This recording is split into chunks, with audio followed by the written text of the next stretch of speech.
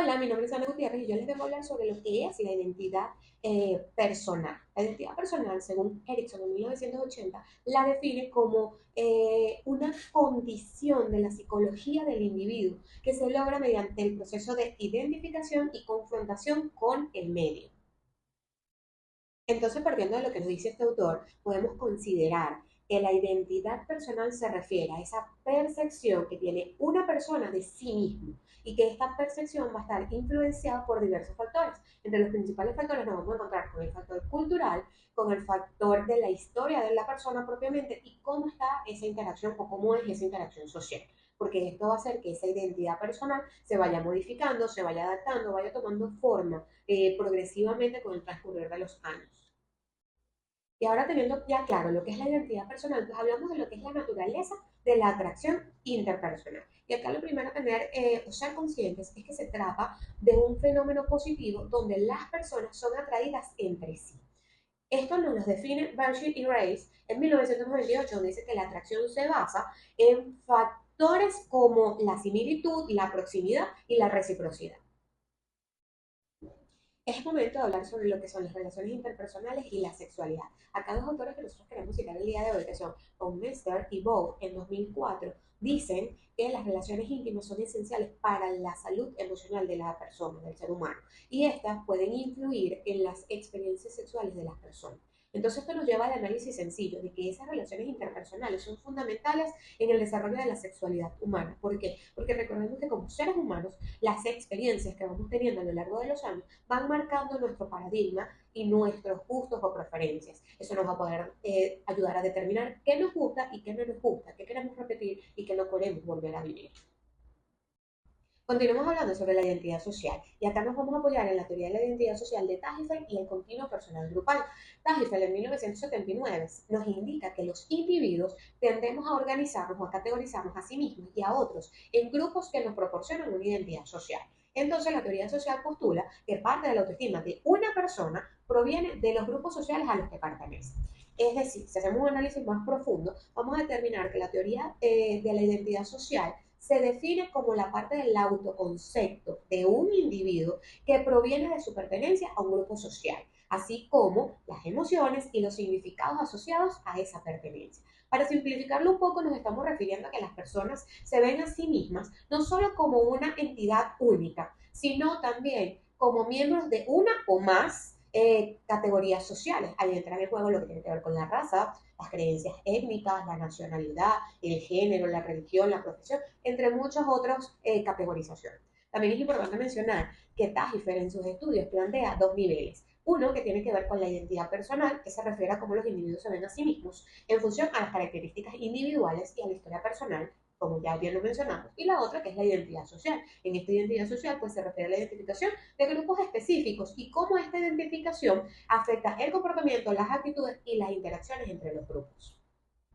Pero esto no queda acá. Resulta que también hay unos principios fundamentales a lo que esta identidad social tiene que responder, y son tres. En estos principios vamos a encontrar la categorización, la identificación y la comparación. En el caso del primero, que es la categorización, vamos a encontrar que ahí los individuos tienden a clasificarse a sí mismos y a otros en grupos. Y esto facilita, de cierta manera, lo que es la percepción y la organización del mundo a nivel social. En cuanto a la identificación, pues acá las personas adoptan características y comportamientos del grupo al que pertenece, pudiendo en ocasiones influir en su autoestima. Y por último, en lo que es la comparación, pues acá las personas evalúan su grupo y los otros grupos para mejorar lo que es el aspecto de la autoestima. Pero esto puede llevar a la preferencia del grupo al que se pertenece y también desencadenar en lo que es la discriminación contra los otros grupos externos o que no cumplen con lo que son las expectativas o paradigmas del grupo al que cada individuo pertenece. Ahora, la identidad social también cuenta con unas implicaciones, dos para ser específica. En la primera de ellas nos vamos a encontrar el comportamiento intergrupal.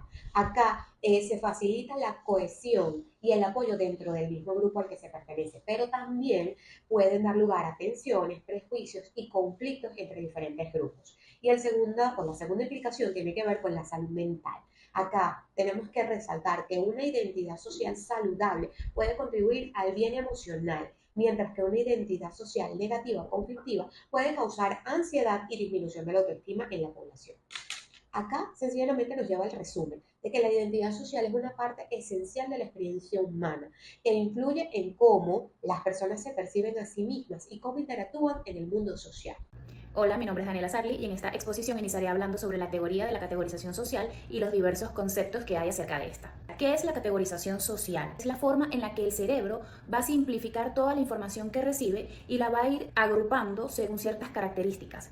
Esta es una forma de optimizar los procesos cognitivos porque constantemente estamos siendo bombardeados de diversos estímulos. Sin embargo, la categorización social nos puede acercar a juicios errados o a estereotipos, creando ciertas distorsiones. Hamilton y Troller sostenían que se categoriza a las personas en grupos para reducir la cantidad de información a la que nos enfrentamos. Fiske y Taylor sostenían que la categorización se daba porque nuestro cerebro tenía una capacidad cognitiva limitada. Esta categorización lo que hacía era modificar el estímulo inicial. Lisa Oakes estaba un poco en desacuerdo. Ella decía que la categorización no limitaba o empobrecía la experiencia, sino que la nutría. No se categoriza nada más según los estímulos sensoriales, sino que la categorización también permite agrupar estímulos, agrupa también situaciones, objetos, sucesos, en fin. Siguiendo esto, entonces quiere decir que nuestro cerebro no interpreta nada más características personales, sino que también abarca el contexto social. Entonces, cuando categorizamos a alguien, quiere decir que esta persona actúa como este contexto social y por eso lo encasillamos o lo categorizamos allí. Por ejemplo, podemos imaginar nuestra mente, nuestro cerebro, como un archivador y vamos a ir seleccionando categorías, vamos a ir agregando categorías. Entonces, si estamos en el trabajo y conocemos a una nueva persona, nuestro cerebro lo va a archivar en compañeros del trabajo. A su vez, esta categoría puede tener una subcategoría, que ya sería un poco más específico de acuerdo a la cercanía. Entonces podría ser compañero del trabajo o persona del trabajo, la categoría principal, y la subcategoría sería amigo del trabajo, supervisor del trabajo, cliente del trabajo, según sea el caso. No solo nos basamos en las características físicas de esta persona, sino también utilizamos el contexto para categorizarla. ¿Por qué? Porque esta persona actúa como esta categoría, y en este caso esta persona se categorizó como un compañero del trabajo o alguien asociado al trabajo porque actúa como tal. Existe la categorización de Turner o la categorización del yo. Para esto existen tres niveles. Nivel interpersonal, y es en el que nosotros sabemos cuáles son nuestras características que nos hacen únicos con respecto a los demás. Luego está el intergrupal, que es aquel grupo de características que nosotros podemos observar y que nos hacen afines a otras personas, como por ejemplo la nacionalidad, la clase social, algún grupo al que pertenecemos. Un ejemplo de esto podría ser, yo me categorizo como latina, como venezolana, en fin. Y por otra parte está la de interespecie, que es donde yo estoy consciente y me considero un humano. Entre las especies yo me considero un humano y no, por ejemplo, me considero una flor. Esta categorización de Turner tiene una vinculación muy importante con la identidad personal. De ahí es donde yo voy a buscar afinidad con los demás. Existen dos conceptos muy importantes. Uno es el endogrupo y el otro es el exogrupo. De acuerdo a mis características, yo voy a buscar acercarme al grupo en el que genere más afinidad o autoestima, y ese sería el endogrupo. Por otra parte, voy a sentir rechazo o puedo ver como inferiores a los miembros del otro grupo que consideraremos el exogrupo. En este contexto es donde se pueden desarrollar los estereotipos o los juicios errados. ¿Por qué? Porque vamos a percibir a los del exogrupo como que todos son iguales y no por sus características individuales. Y a los del endogrupo los vamos a ver por sus rasgos más personales. Un ejemplo de homogenización del exogrupo es cuando usualmente se escucha todos los homosexuales son promiscuos. Sin embargo, en el endogrupo sí podemos decir tal persona es más confiable, fulano es más afectivo, el otro es más colaborador, etc. Y no lo vamos a ver como una totalidad.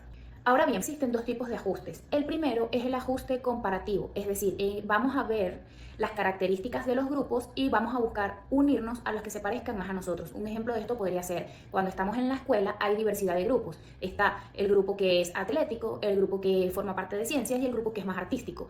Si nosotros nos sentimos más cercanos al grupo de ciencias, entonces nos vamos a unir a ellos porque forma parte de nuestra característica. Ahora, el ajuste normativo, que vendría siendo el segundo, es aquel en que nosotros vamos a adoptar conductas o valores que vayan afín con este grupo que seleccionamos. Si nos unimos, siguiendo el ejemplo anterior, al grupo de ciencias, vamos a utilizar un lenguaje más formal, vamos a participar en debates, vamos a tener algún tipo de vestimenta en específico, y todo esto es en busca de aceptación para lograr la cohesión social dentro de ese grupo.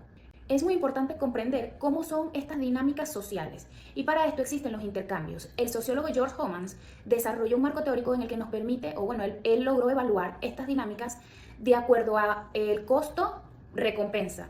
Esto quiere decir que lo evaluó como si fuese una transacción económica común. El valor principal de las relaciones sociales o la interacción social es la reciprocidad. Por lo tanto, ¿qué queremos? Obtener mayor recompensa por el menor precio posible. Las recompensas pueden ser tangibles o intangibles. Las tangibles son dinero, regalos, cosas materiales. Y las intangibles son aquellas que nos brindan apoyo emocional, afecto, amor, reconocimiento social, entre otras. Los costos vendrían siendo los sacrificios como forma de pago que se asumen en una relación. Por ejemplo, el tiempo que te dedico, la responsabilidad que me da estar contigo. También existe la comparación, que es donde valoramos este intercambio a través de las expectativas que tenemos o a través de experiencias previas. Una relación que se considera valiosa es la que ofrece mayor recompensa por el menor costo posible. Está el equilibrio, que es donde las dos partes se sienten cómodas con el valor que hay o la equidad que hay entre las recompensas y el costo. Y también están las alternativas, que son la opción siempre de valorar si hay otra opción disponible que me ofrezca mejor recompensa por menor costo.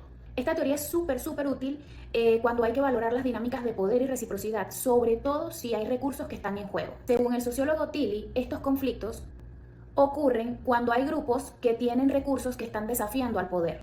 Esto puede ocurrir en contextos donde los estados proveen oportunidades y a su vez amenazas. Por lo tanto, estos grupos sociales se ven obligados a generar coaliciones o alianzas que buscan repertorios de contención como huelgas o protestas. Todo esto con el fin de poder expresar sus demandas o sus críticas. La primera de estas es la igualdad, que busca garantizar la equidad dentro de este sistema. La segunda es la responsabilidad social, en la que cada quien debe contribuir por el bienestar en común.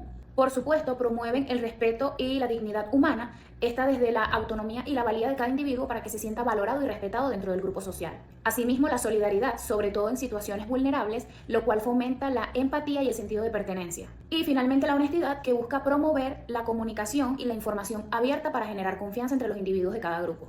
En conclusión, todos estos elementos que hemos abordado con anterioridad constituyen la base de la convivencia y la supervivencia humana, y asimismo van a ir modificando históricamente los procesos sociales y el orden social.